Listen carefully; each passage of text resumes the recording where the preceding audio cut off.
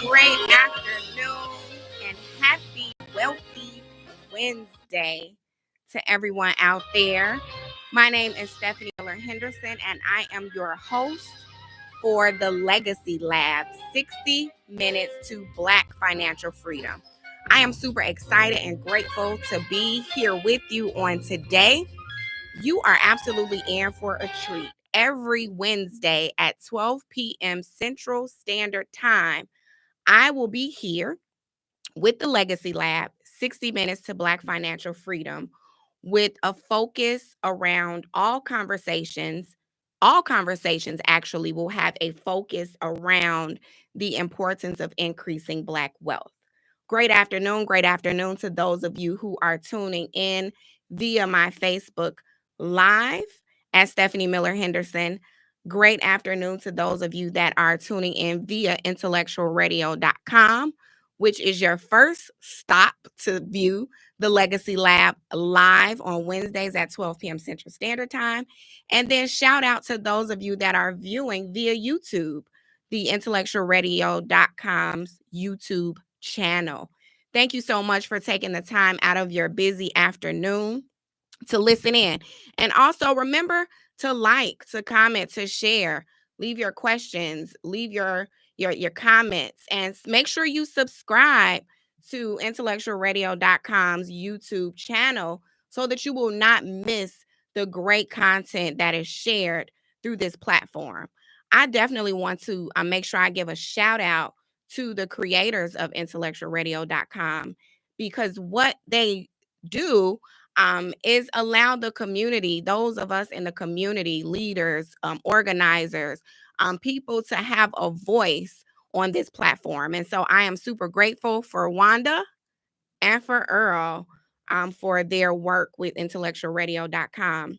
I was a guest on Intellectual Radio some time ago around education with another colleague who was serving as a teacher, as an administrator in her school district. But now I am here as and for and with and by myself on today as your host, Stephanie Miller Henderson, born and raised on the east side of Chicago. East side of the Chi, everybody. Chicago, one of the most beautiful cities in the country. Chicago, the third largest city in the United States of America, a global city, a city that has a lot of Black history.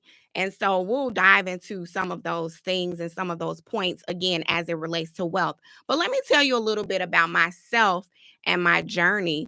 I have spent over 2 decades in the field of mental health, serving with one of the oldest social services agencies. And when I say old, I'm talking about civil rights, civil war old. This agency is over 100 years old. But I got a lot of great training around how to intervene therapeutically with people that are deemed to be those that have social or emotional or behavioral issues. And so I'm super grateful for that training. But I served and continue to serve as a mental health professional, most recently as a school counselor within the Chicago Public School District.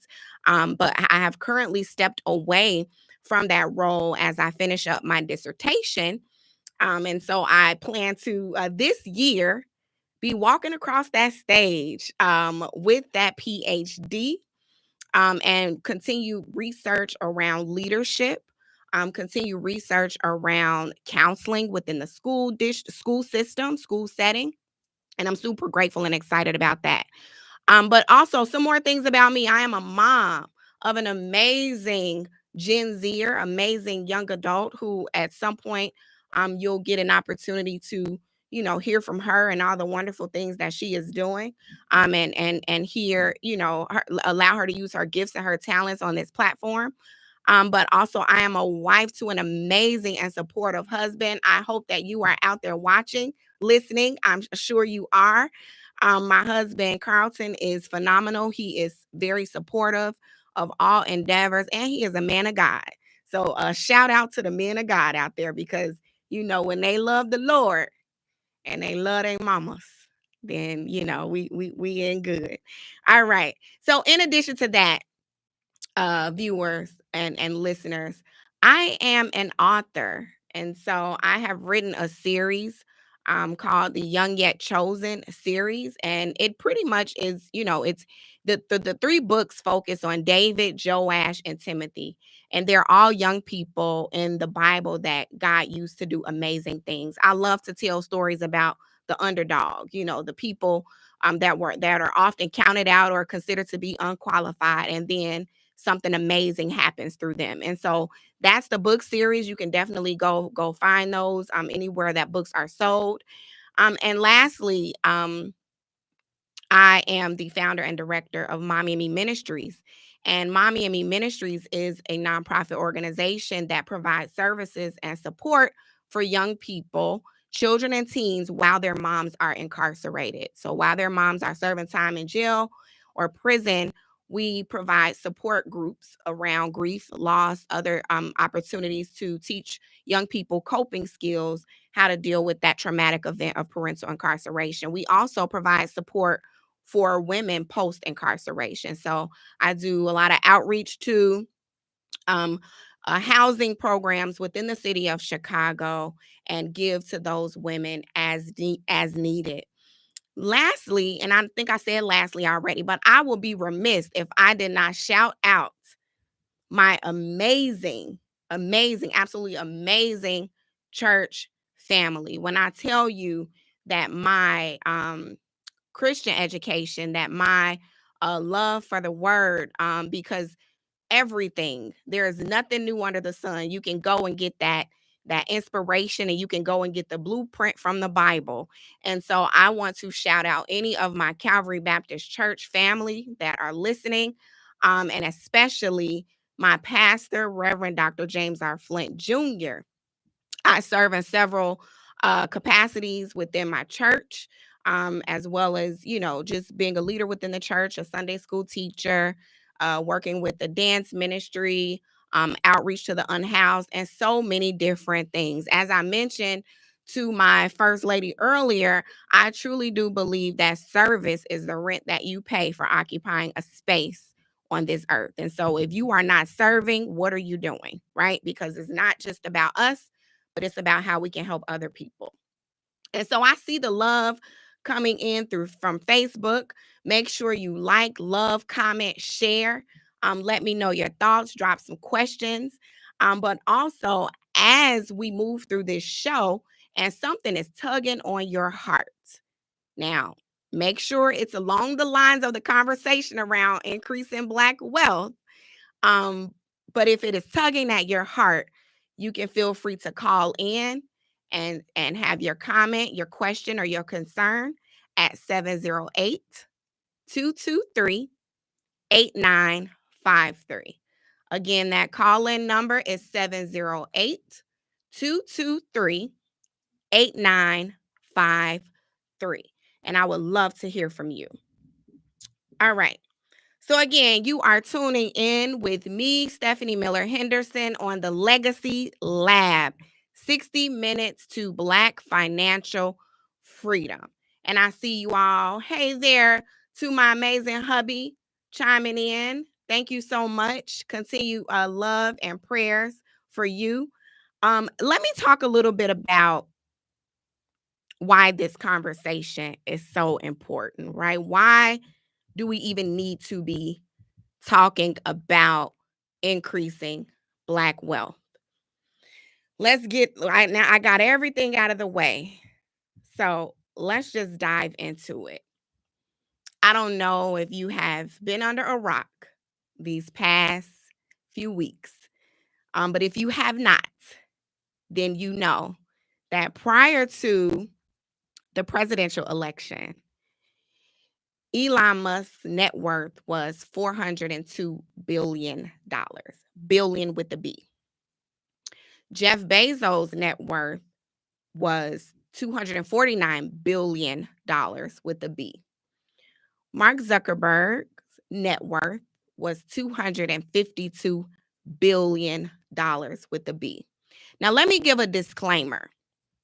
I have nothing against building wealth for anyone of any background, any ethnicity.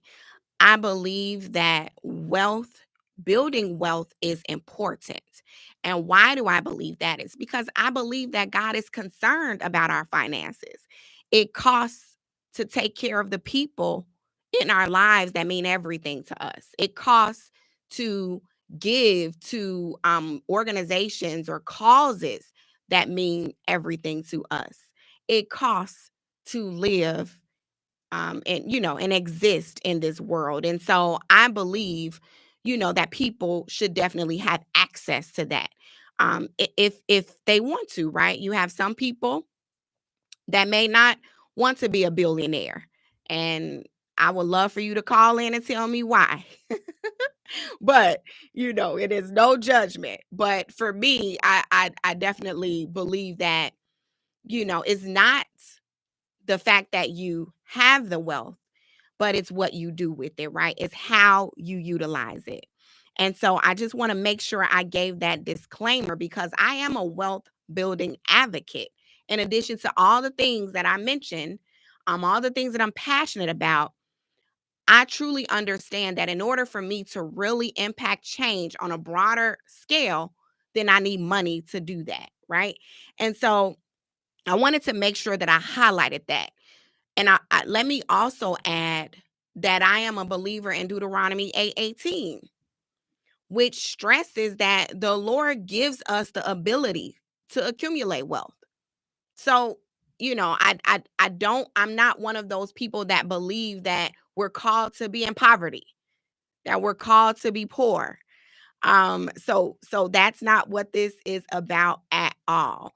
Again, I will stress that for me, it is the how and it is the who that may suffer as you obtain wealth, right?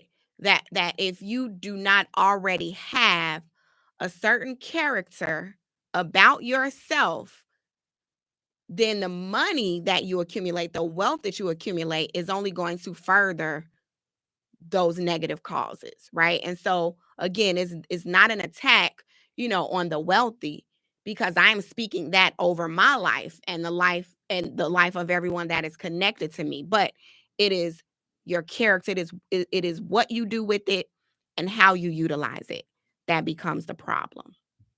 So let's dig a little bit deeper. I'm a data girl. I love the facts and the numbers. Because men lie, women lie, numbers do not lie. So 60%, and some sources actually say 78% of Americans live paycheck to paycheck. I'm going to repeat that. Because either way, whether it's 60 or 78, depending on the source, it's still too much. It's more than 50. More than half of the people in this country live paycheck to paycheck. What does that mean? Many of you viewing probably know exactly what that means, or listening probably know exactly what that means. That means that 10 times out of 10, before you even get your payroll from your job or your career, it is already accounted for. It is already gone before you get it. That's what it means to live paycheck to paycheck. And as one of my favorite millionaire gurus, Dr. Lynn Richardson, would say, some people live in paycheck to Monday, right? You may not even make it paycheck to paycheck. It may be accounted for even well before the next pay period rolls around. So that's a problem, right? Now, 85 million people are uninsured or underinsured. 85 million people. That means that they cannot walk into a clinic and or a doctor's office, a health facility, and receive adequate health care. That is a problem. 25% of seniors, our elderly, our seasoned people, the elders, those that have sacrificed, the wise ones, 25% of them are trying to survive on $15,000 or less annually. So when you hear people say, I'm on a fixed income, that's a problem. We don't want to be on a fixed income when we have unlimited resources, right? So keep that in mind. That's a problem. 800,000 people, and this number has fluctuated, right? Especially depending on which city and state you are in. But 800,000 people across this country are unhoused. We actually have the highest rates of childhood poverty of almost any major country on earth. So I'm giving you some serious data points, and I hope that you have both your ears open to hear this. Right now, if you have been paying attention, if you have been, watching and listening to the news cycles, and of course, as a mental health advocate, I would definitely suggest that take it in bite sizes, right? Do not just immerse yourself in that, because you do not want to have that vicarious stress that will come along with that. But you definitely want to be informed. You need to know what is happening. You need to know. You may not be a lover of politics, but politics and economics shape almost everything that happens across the globe, right? And so right now, there appears to be an attack on what is considered to be the working class. What is the working class? The working class are individuals who they're not at the poverty line, but they're extremely close. They're not considered middle class. They're not making a middle class salary or a middle class wage to contribute to a salary. They don't have the savings and the investments and all of the assets that upper middle class individuals may have. These are people that are living paycheck to paycheck, or people that the day that they get their paycheck, it's already gone. That's a problem.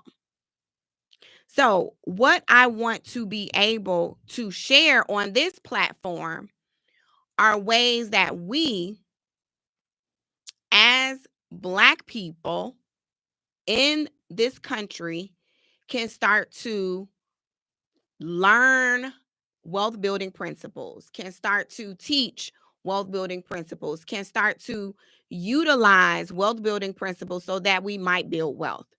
Um, I just want to share, that as it relates to wealth, with, Black individuals in this country versus our white individuals, we're at a 10 times lower rate as it relates to building wealth. And again, that's a problem. I want to continue to point these things out. I can share that growing up, that was not a discussion at the dinner table. We didn't talk about savings. We didn't talk about credit scores. We didn't talk about having multiple income streams. We didn't talk about what that looked like. Most of you can probably attest to this, that growing up, if you had parents and grandparents, or people in your family, guardians that talks about education, you were taught to, go get your degree and go get a good job. You were especially taught to get those government jobs, right? Like the city job. Oh, you working for the city. You get good salary, good benefits. You were really pushed to go into those city jobs, right? So that's like the school districts, the post office, working down at city hall, all the things you were taught to do those things, because the understanding was, if you go to school and you get a good education and you get a good job, then you're set. That's not true. That's a problem. A lot of us do not learn that until we've reached the second half of our lives, right? So when I say the second half, I mean now you're in your 40s, you're in your 50s, you're in your 60s, and some people even in their 70s have now come to the conclusion and the realization that my good job was not enough. It just didn't cut it. And then I want to also address something that is very prevalent. People go and get multiple jobs. People are out here working 2 and 3 and 4 jobs because the thought is, well, I need more income, so let me go and get another job. So I want to stress and share that on this section of the show of IntellectualRadio.com, I want to be able to educate and empower you to know that 2, 3, and 4 jobs is for 2, 3, and 4 people. That there are opportunities out here. Although many times there's a lot of gatekeeping that happens as it relates to sharing those resources with the Black community, but please know and hear the words that are coming out of my mouth, that there are opportunities out here today where you can literally change the financial bloodline of your family for generations to come. So what does that mean and what does that look like? That means that no longer will you have to, we're not just even going to go back to the paycheck to paycheck. No longer will you, of course, have to do that. But no longer will you have to say, okay, well, I'm making close to 6 figures, but I'm spending 6 figures. You can make 6 figures, 7 figures, and you can save 6 and 7 figures. You can not necessarily harp on paying an insurance policy or paying that monthly insurance bill because you have income that is perpetual. And we'll talk a little bit about that. You have perpetual income. So perpetual income is, we call it cash flow. Flow, hence the word flow. It's when you have positioned yourself to have income that follows you continuously. It flows. That means that even when you transition, because none of us will live forever, it means that your family will not have to put up a GoFundMe in order to give you a respectable and a beautiful homegoing service, because the income will be there, right? And so I want to share some basic principles. And before I even get into that, because I know, there might be some people that's listening, and again, I hope that you really pay close attention and maybe even took notes on those statistics that were shared. And let me share the source of that. I saw a video that Bernie Sanders did. And I do a lot of with the training and the coaching and the mentoring that I get in my business, that you will later hear about.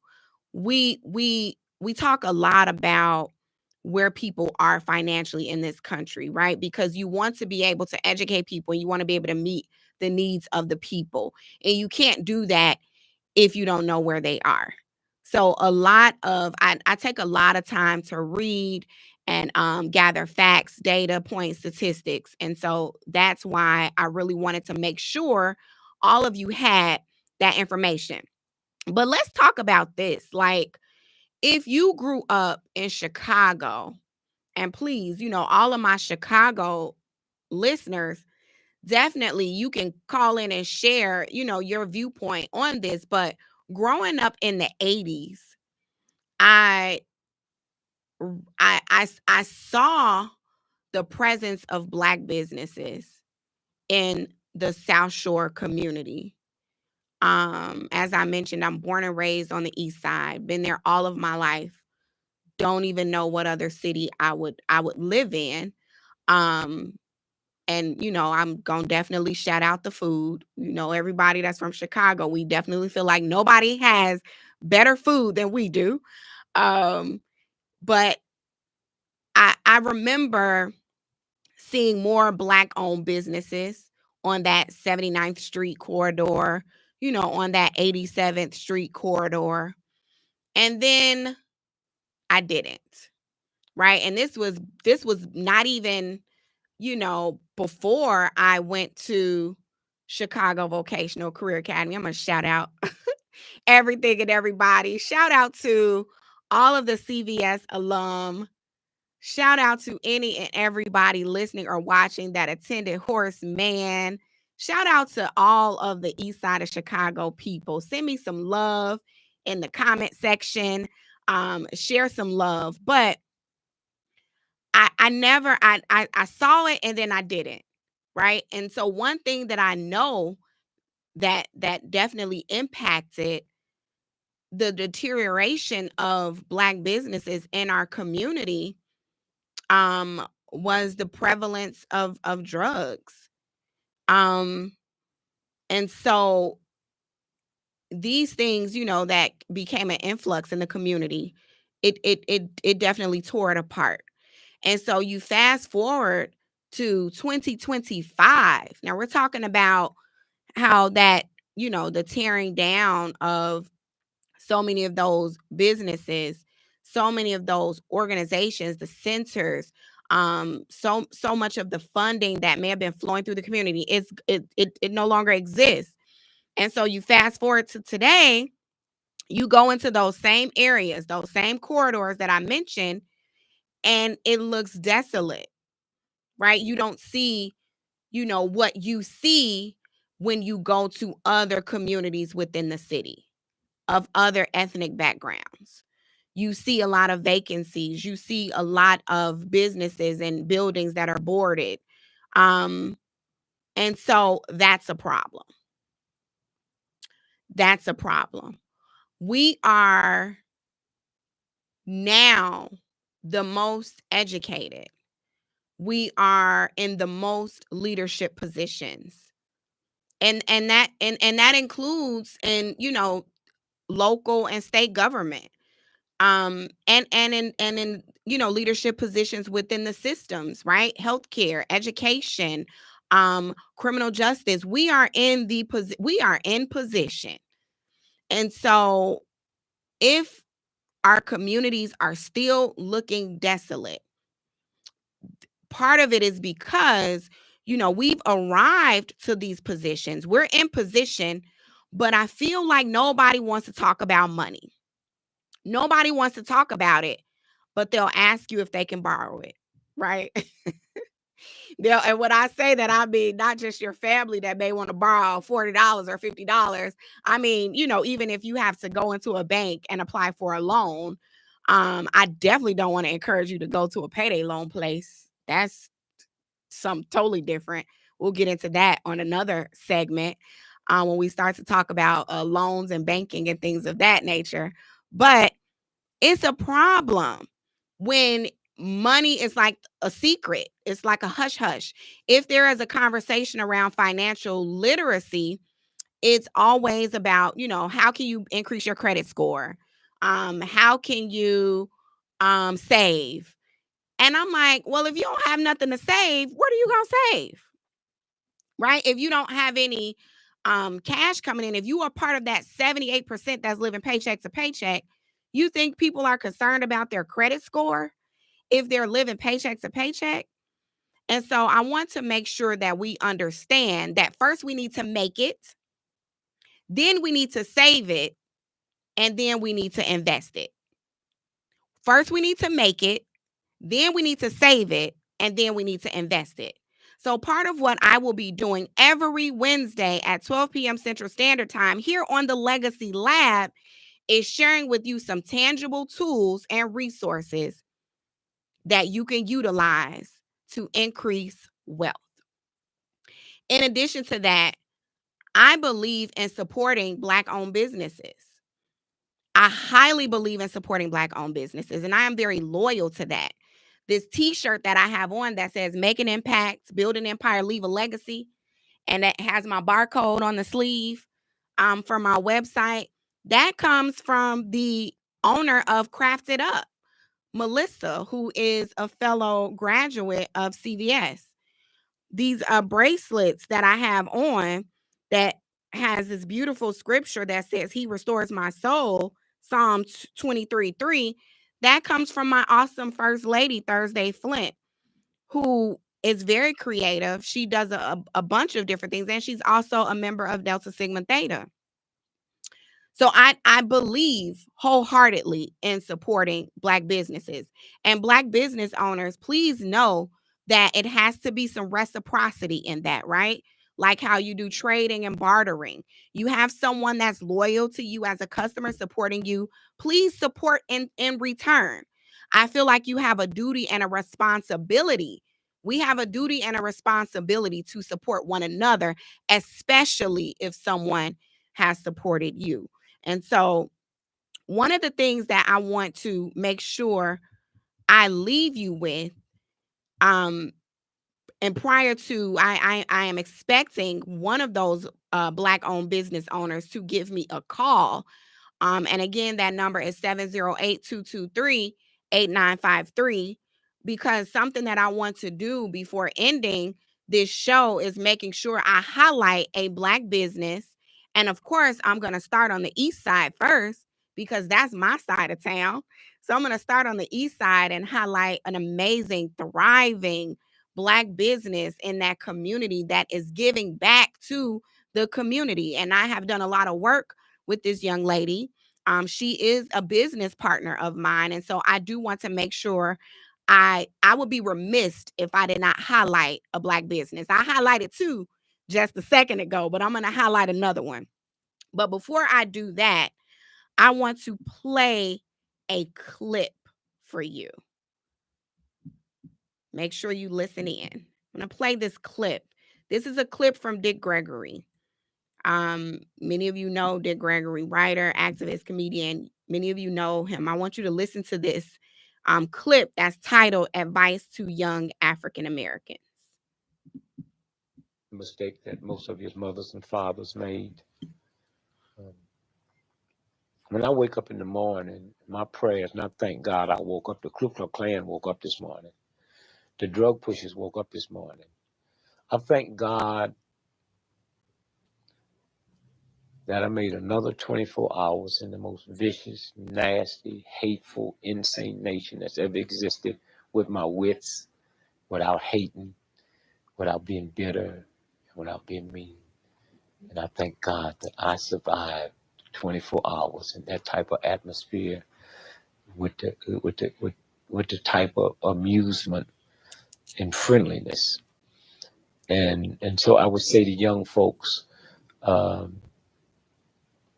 don't be in a state of denial of the racism and sexism, but don't let that block you. Don't teach your children that you have to be twice as good as a white. That's an awful thing to teach your child. Mm-hmm. That's like saying because you're Black, white America has a right to change your dollar for 94 cents. But we used to get 50 cents, and before that we used to get nothing. Young folks have to say, we don't want more change for a dollar.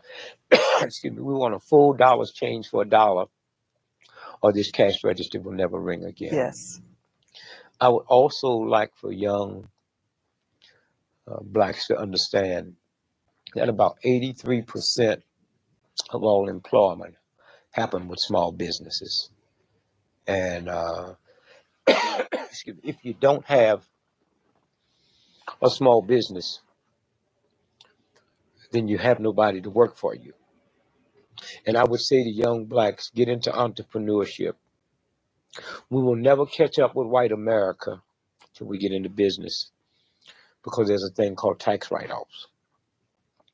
And if you have a job and come together, 10 of you, and open up a corporation and have somebody run it, you hiring somebody to run it, but you have tax write-offs. 98% of people that fly first class on airplanes would not be there if that wasn't a write-off. And yet, on that first class, they gave away last year $800 million, almost $1 billion of free whiskey. But if a welfare mother asked for some apple juice for the baby, she's laughed at. And so I would say entrepreneurship, and then understand that we will never survive as a group until we get into communities and not neighborhoods. A community is, I control the police, the banks, the schools, the firefighters, and I control the flow of the money. And I have no problem when I go in a Jewish neighborhood and the shop owners are Jewish, and I go into an Italian neighborhood and shop owners are Italian. I have a problem when I come into black